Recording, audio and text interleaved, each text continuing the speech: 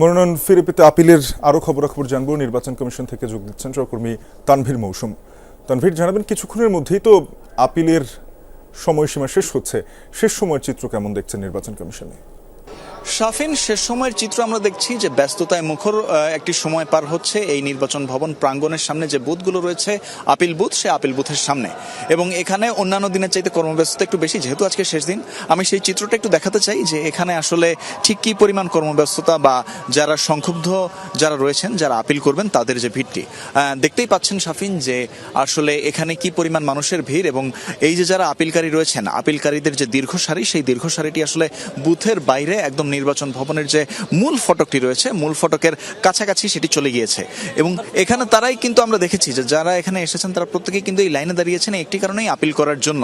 এবং এখানে অঞ্চল ভিত্তিক 10টি বুথ রয়েছে এবং সেই বুথের মধ্যে যে আসনে যাদের যে আপিলটি করার কথা সেটি তারা করবেন এবং সে আপিলটি করার পর পরবর্তীতে কেন্দ্রীয় বুথে একটি আপিল নাম্বার দেওয়া হবে।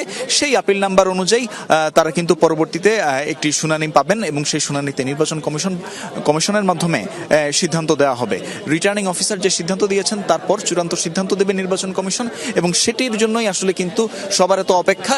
এবং এখানে শাফিন, আমি বলে রাখি, আজকে এখন পর্যন্ত মোট 555টি আপিল দায়ের হয়েছে এবং এই 555 এই সংখ্যাটি মূলত বিগত 5 দিনে যে মোট আপিল হয়েছে সেই মোট আপিলের সংখ্যাটি।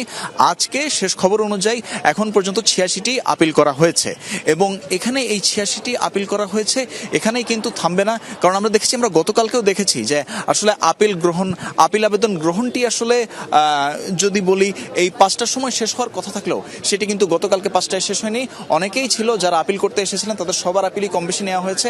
আজকেও আমরা বলতে পারি যে 5টার পর বেশ কিছু সময় আসলে আপিলকারীরা যারা আসবেন তাদের আবেদনগুলোকে গ্রহণ করা হবে।